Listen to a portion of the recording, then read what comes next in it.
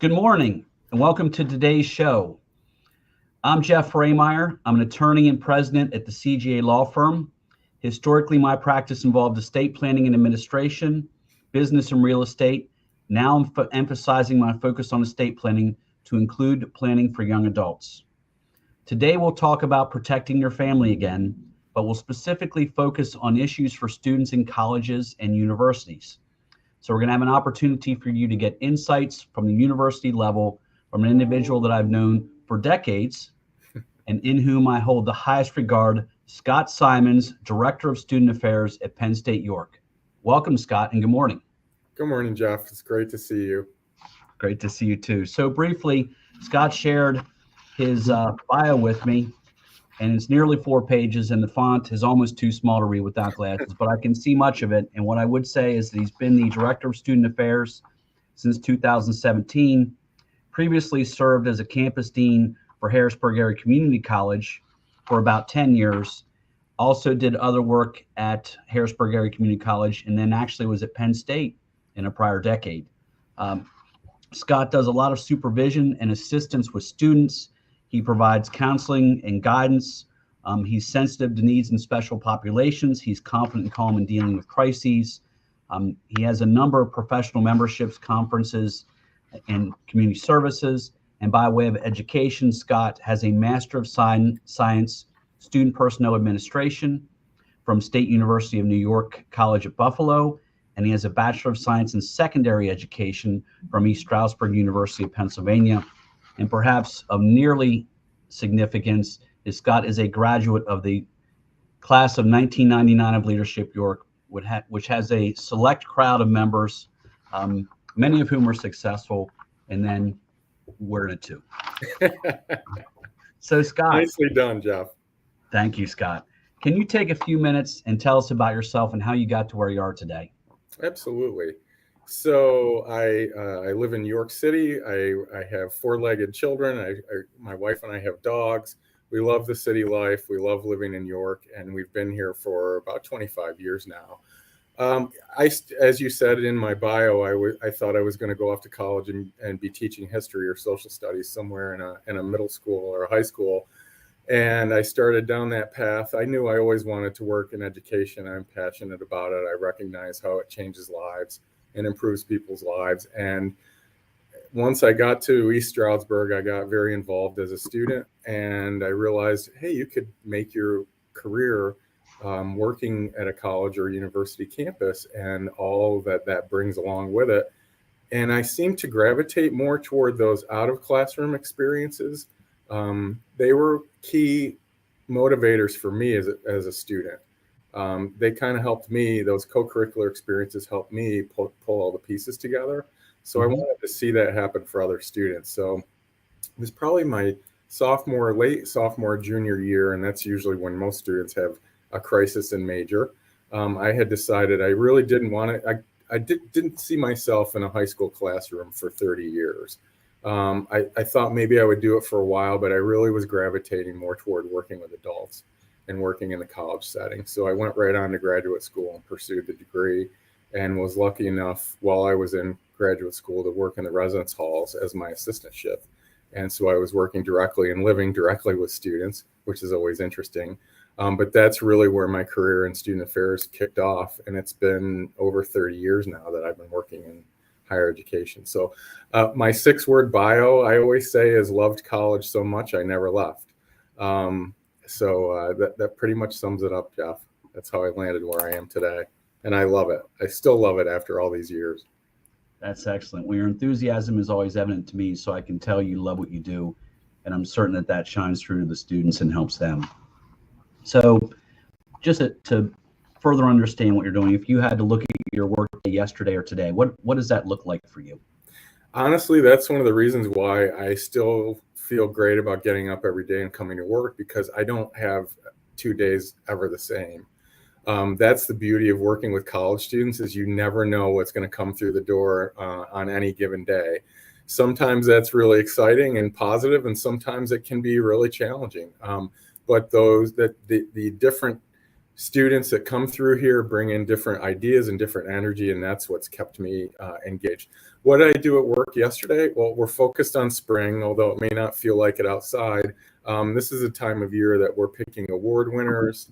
The students are having elections to elect their representatives and leadership for next year. We're looking at filling some key leadership roles, and we're focused on hiring up the summer staff that we need to staff our summer sessions. So we're very much focused on wrapping up the end of the year and already moving into the summer, and getting sort of set around what all of that brings along with it. That's exciting. So accomplishments and challenges coming all at the same time, right? Always. Yep. So since you've been in college for 30 years now, which sounds awesome to me. It is pretty awesome. How would you describe it having changed maybe the last 5 years or so? What's different about college in the recent past? Well, I think certainly the pandemic, particularly the last 2 years, has uncovered on colleges and universities the same thing that's uncovered in the rest of society, and that is it has shown us where those gaps are. It has revealed where some of those gaps are, and so we've done a lot of work to try to meet some of those uncovered needs that we've seen through the pandemic. Things like, I'll give you an example. Even in this area, which I think we're very fortunate with resources, we still have students in rural areas that don't have access to broadband. And of course, when we went fully remote during the pandemic, you can't live or do your work or go to class without broadband. So our campus identified those students early on, and our IT department mailed out mobile hotspots to those individuals in those remote locations so that they could have the broadband that they need to get online. So it's those sorts of things, revealing those gaps, working through those needs. The other thing that it's done, I think, for all of us here is up until the pandemic, we've seen a lot of what we do in higher education move online, right? And we've always been told, at least for the last 10 years or so, we've been told, oh, the future is online.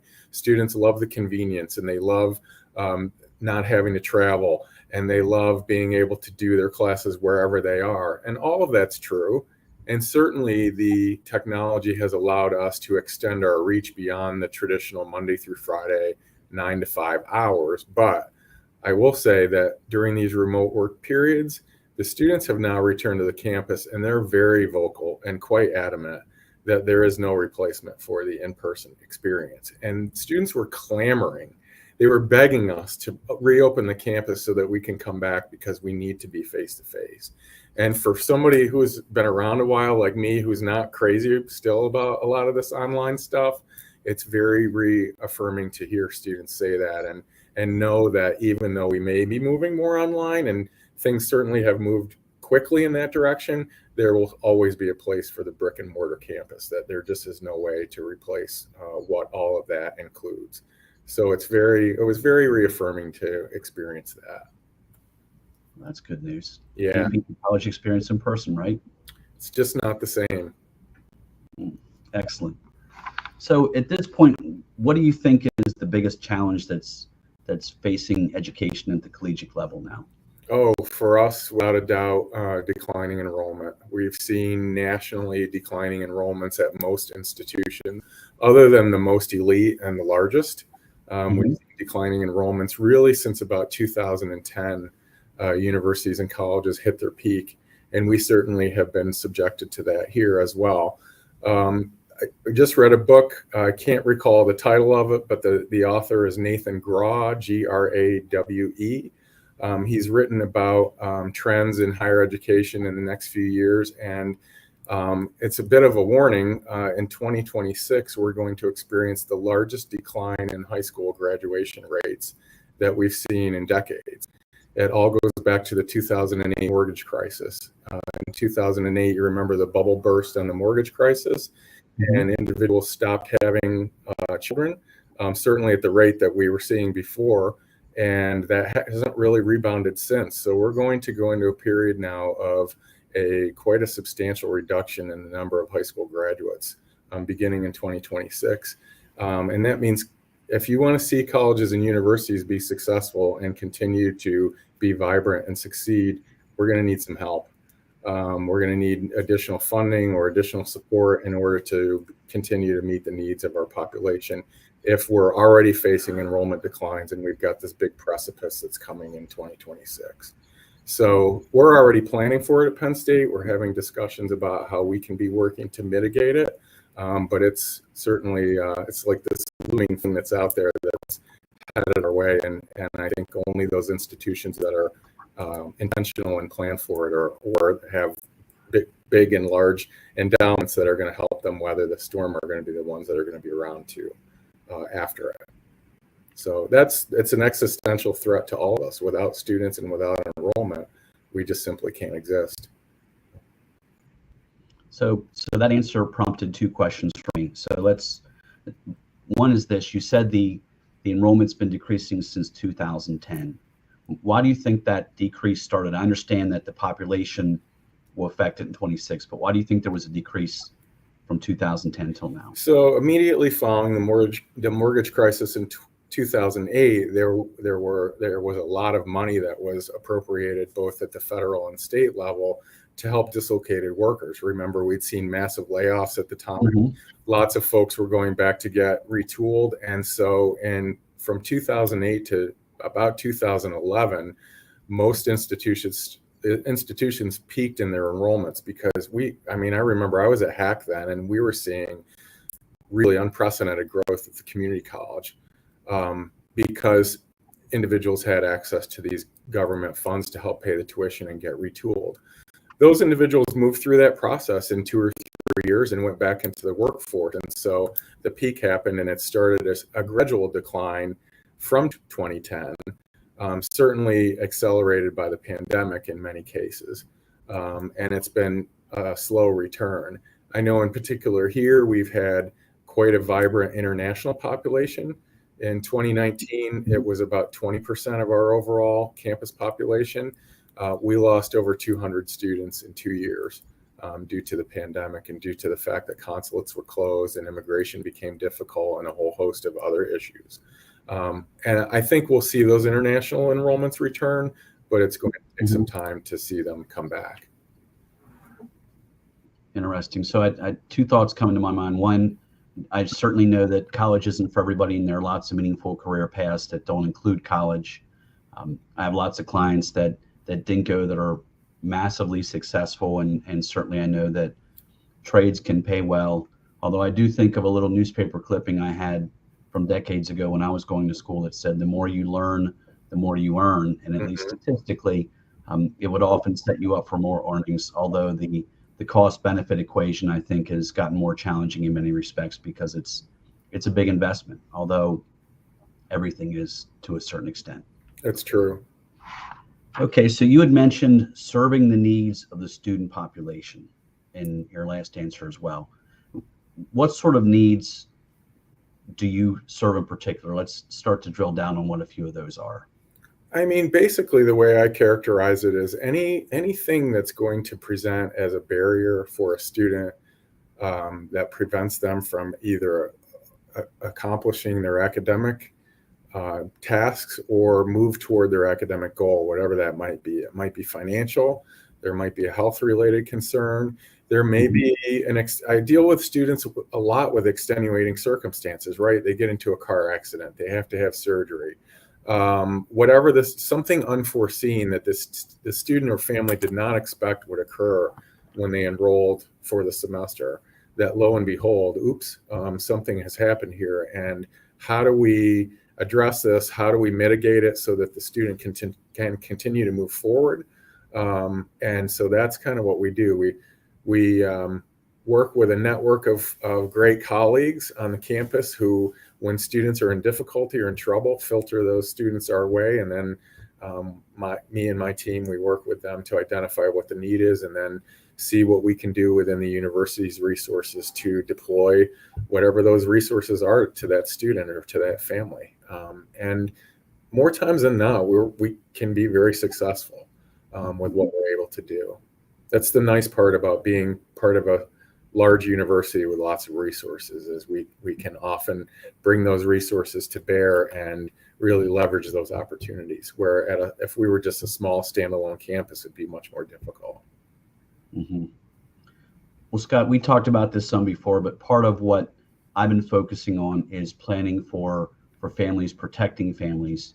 And Mm-hmm. one piece that I try to highlight to parents with children as part of the planning process is the need to get some documents in place so that a parent, once their child turns 18, can still be of assistance, can still get information, and can still get or still make decisions. And I spoke with your colleague, Ryan Service Manzo, a few weeks ago, and we talked about FERPA Mm-hmm. and that law that protects student information. Um, but even in that broadcast, I emphasized two documents that I think are critical for parents to get when their children turn 18 and certainly before they enroll in college. One is a power of attorney, which would allow a parent to access information, um, make decisions if need be, and support their student. And the other is a healthcare power of attorney, which would include a living will, which would allow a parent to make medical decisions for a child if that was necessary as well. Mm-hmm. In your experience, do you encounter parents that do or don't have these documents in place? I have over the course of my career, and I think you're very wise to recommend that parents look at that as an option. Particularly, I've seen it come up. Of course, students are 18 and they're considered legally an adult, which can complicate things for parents. So these documents can help smooth the way there. But I think about it, particularly in situations, as you said, in medical emergencies where either the student is incapacitated or unable to make decisions for themselves. I've seen it occur more often, and it doesn't happen that frequently, but in the times where I have seen this become an issue, it's often manifested itself in mental health issues.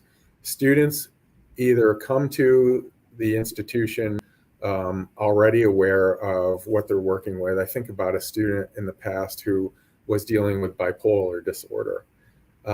When the student is having relapsing kinds of situations and perhaps the student's in a manic phase, they may not be thinking clearly, they may not be capable of making good decisions for themselves.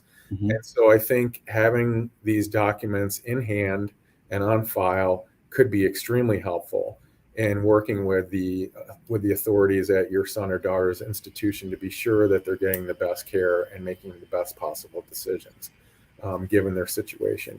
I think that's crucial.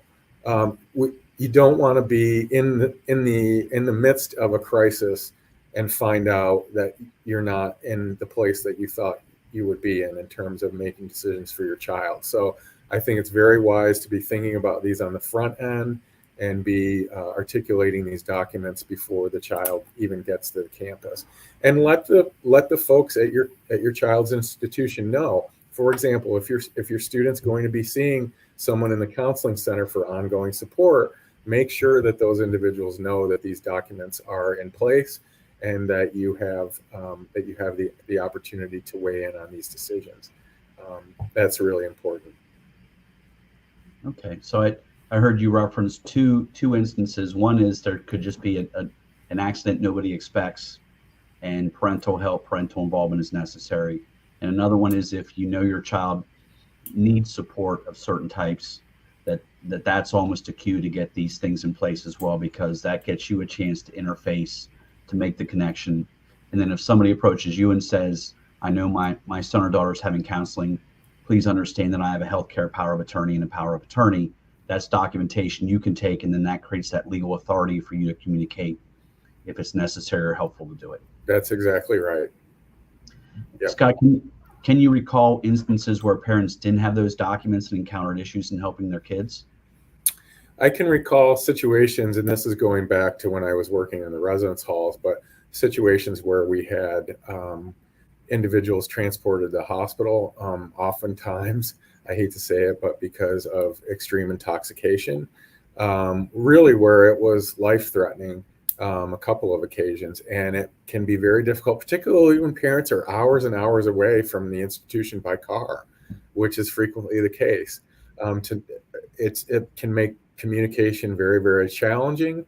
And I will say the other thing for college personnel is when you're dealing with a crisis and you're in the moment and you're trying to figure out who should I call about this and when, and particularly with families where divorce may be a situation, and it's not clear to you as the college staff who the responsible parent is that you should be contacting. These kinds of documents can be very, very helpful to provide clarity for us in terms of how we need to operate and with whom we should be working with. Okay, good. So it provides that direction, provides legal authority. Excellent. Yes. Okay. So stepping back a little bit just to look for some practical advice, because I think people that are watching or may watch this video or watch part of this series have students that are on their way to college. If you were to offer some advice to those parents who have a college-bound student, what might it be? Get to know the school, get to know the college's resources.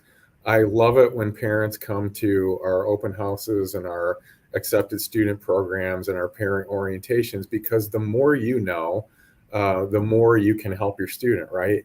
So if your student bombs the first biology test and comes home and says, Dad, I blew my first bio test, if you're knowledgeable about my institution, you can turn around and say, go to the Nittany Success Center and go get a free tutor. I know they're available because I heard about it at the parent orientation. That's what we're going to be telling your kid.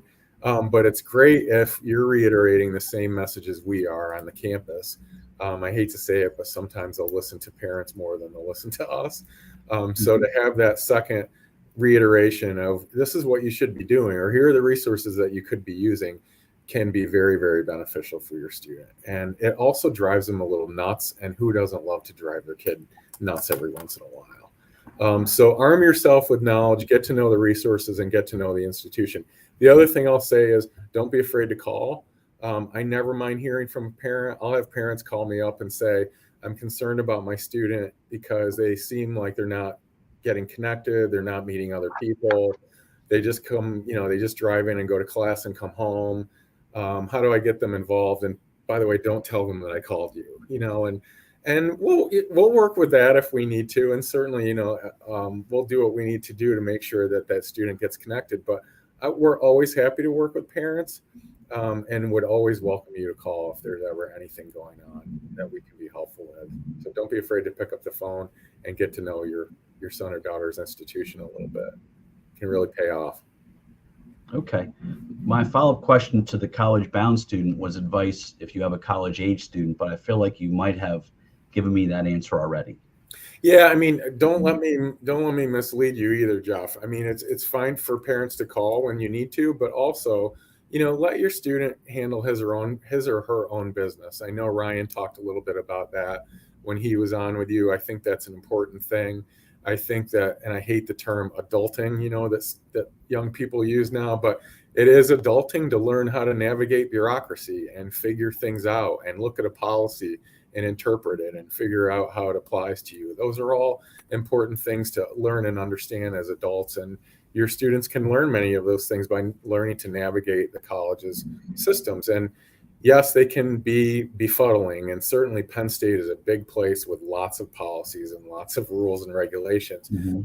The simple way for me with that is if you want to call and you have questions, please, by all means, do so, but include your student on the phone. Include them as part of the conversation. Then you don't need a FERPA waiver. Then you don't have to worry about confidentiality. We can have a full-fledged conversation in the open with all information on the table. But you're including your student as part of the conversation, and that's how it should be. It's their experience, and we should allow them to help weigh in on making those kinds of decisions. So it's selective involvement with your child, who, while as a legal adult, can still use either support or, if things get more dire, intervention. Exactly. Yep.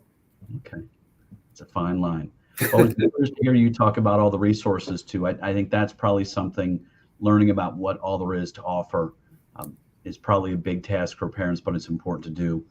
You alluded to how much you do. I know you do so much for students, and you can't do it all, but there's a lot of resources there at the school that can be used to help, because your goal is to make every student successful, give them a positive experience, get them to graduate, and just keep them on that road to success and help perpetuate it. That's exactly right. And I know how challenging it is, particularly for first generation parents who they themselves have not been through the college experience. So trying to understand it so that they can help their own student go through it is very, very challenging. But again, I think that's where these parent and family programs and all colleges and universities offer them. Take advantage of all of those things. And many of them are online now, so you don't even have to travel to the institution. You can jump on Zoom just like we're doing today and get a good sense or a good feel for what the institution might have in terms of resources and student support. Excellent. Well, Scott, I appreciate you being on. So we hit the topics that I wanted to talk about today. We talked some about college level education, where it's been, where it's going, the unique nature of the experience. We talked about the importance of parental support and parental involvement. We highlighted that there's some documents that can enable parents to become involved if and when necessary or appropriate. And you even offered some tips. So I think we checked all the boxes I wanted to check. Is there anything else that you would like to add today before we conclude this broadcast?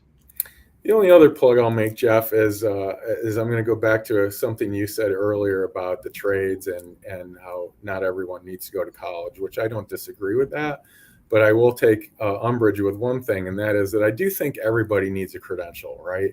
Whether that's a certificate, a diploma, a degree, whatever it happens to be, you've got to have something that shows that you're a master of something. Even to be a plumber, you can train on that at HAC, at many community colleges, at trade schools, but you've got to have a license. You've got to have a certificate. You've got to show that you know how to be an electrician, right? Mm-hmm. So there has to be a credential, and you have to get those credentials from somewhere. So I would agree with you that not everybody needs a 4-year degree, but I think everybody needs to be working toward mastery and have a credential that they can walk away with and say, this qualifies me to do a job and provide a career and a means to support myself and my family. So I agree, but I'm going to pick my bone a little bit with you and say, let's put a plug out there and make sure everybody knows that there are great opportunities to get into all sorts of careers, and you don't have to take on huge debt, and you don't have to spend 4 years. But there are great places where you can go and get those kind of credentials. So, Scott, no disagreement from me here. I'm a fan of initial learning. I'm a fan of lifelong learning. I'm a fan of accomplishment. And I agree. And I really was referring more to what maybe would be the traditional college experience. But I'm a fan of certification, licensure, and achievement and learning. So we're in agreement on that same bone. I know you are, Jeff. I'm just putting a. You said it better than me to do that. That's why you're the special guest, Scott Simonds. All right, sir. Well, thank you for participating, and have a terrific day. My pleasure. Take care. All right. Bye-bye. Bye-bye.